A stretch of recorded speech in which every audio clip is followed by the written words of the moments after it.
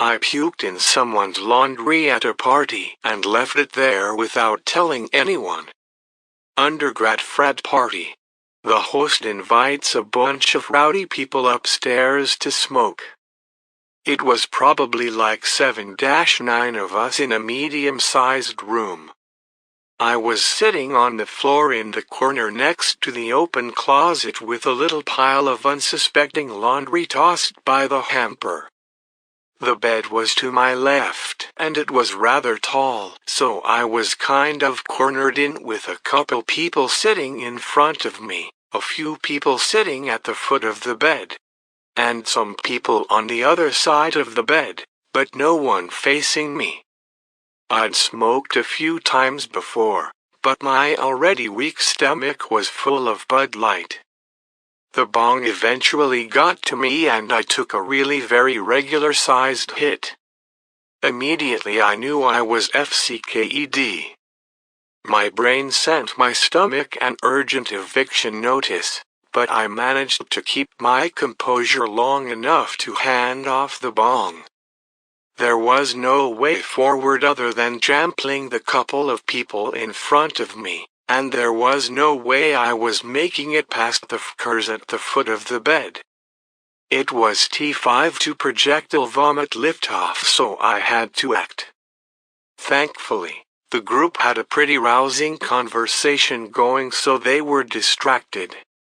I sat down fast, turned to the nearest t-shirt in the closet, yacked in it, and put it back. To this day I don't know if anyone saw my sin, but nobody said anything at the moment.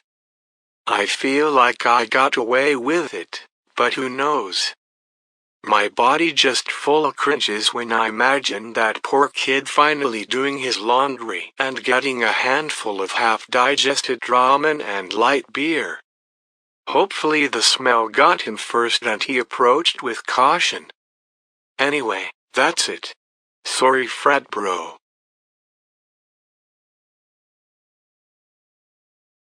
I couldn't stop hiring hot women and hoping they'd ask me out.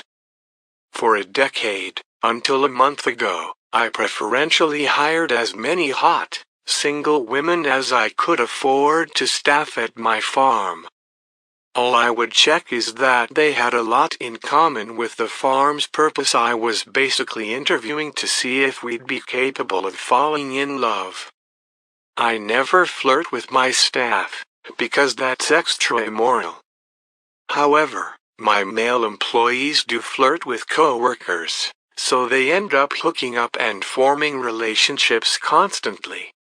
I basically built my staff's love boat to pull through Lonely Bay.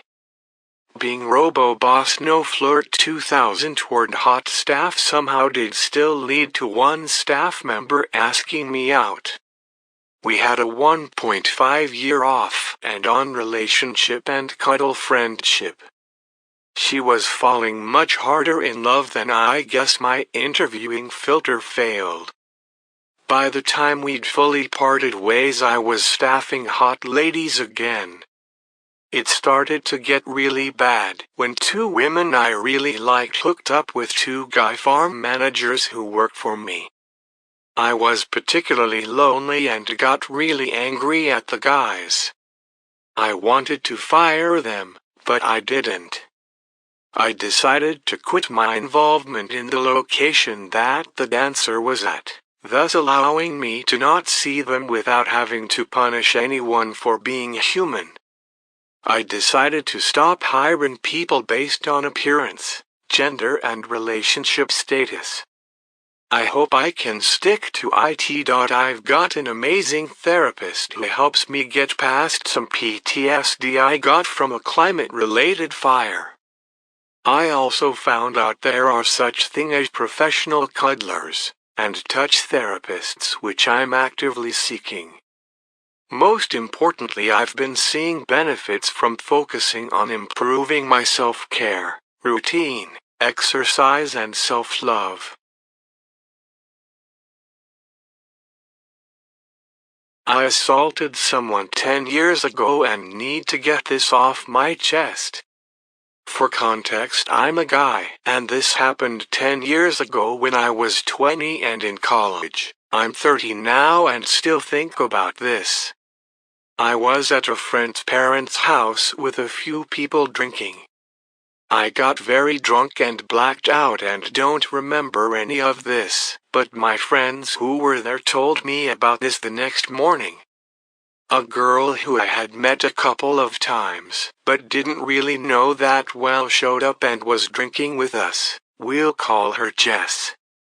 I thought that she was cute, but her and one of my other friends were messing around, so I didn't try anything at that time. Just hung out with friends and got wasted. Later that night, Jess had passed out in my friend's guest room, and according to my friends I had disappeared, and they walked into the guest room to see me standing over Jess trying to jerk myself off with her hand while she was sleeping. They told me that they yelled at me to stop. I stopped, zipped up, and passed out on the couch in the living room. I don't remember any of this, but they told me about it the next morning. I tried to apologize to Jess, but she understandably didn't want to talk to me. After that night, nobody really heard from Jess much. A couple of people saw her at parties, but that was the last time her and I interacted. I tried to contact Jess a few more times to apologize, but she never returned my calls or texts, and my friends advised me to stop and move on, which I eventually did.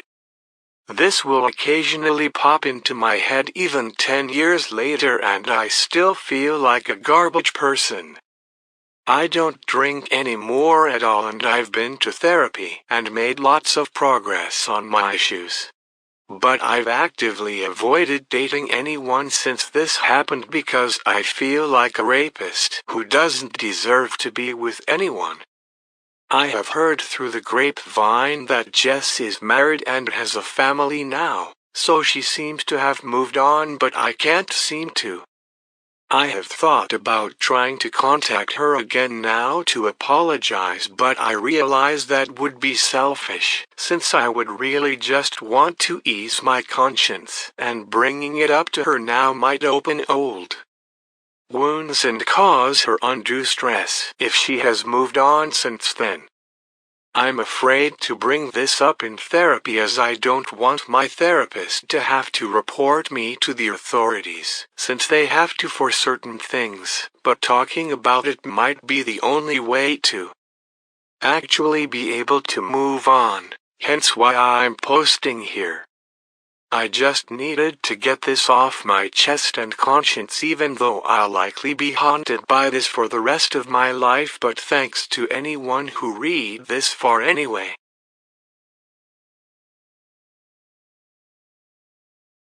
I was a drugged-out Sunday school teacher for months.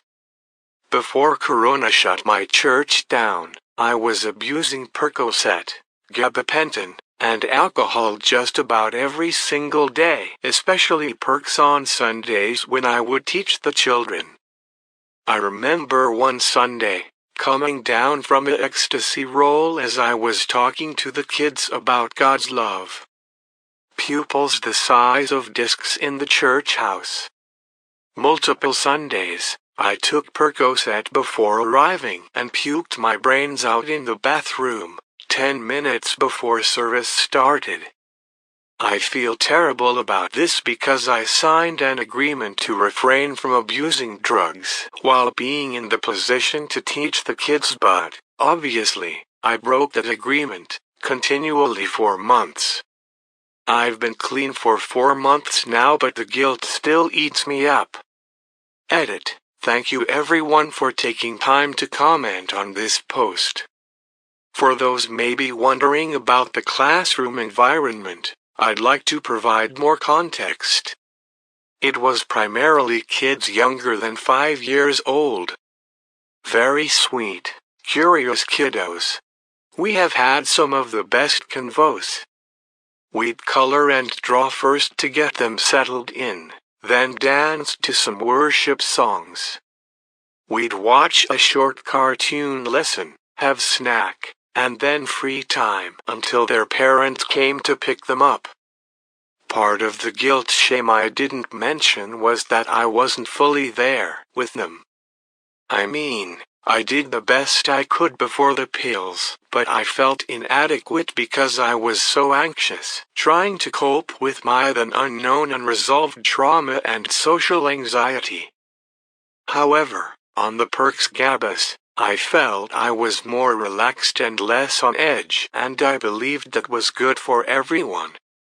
I truly believed I was a better person and more present because I no longer felt any of my anxiety or emotional pain.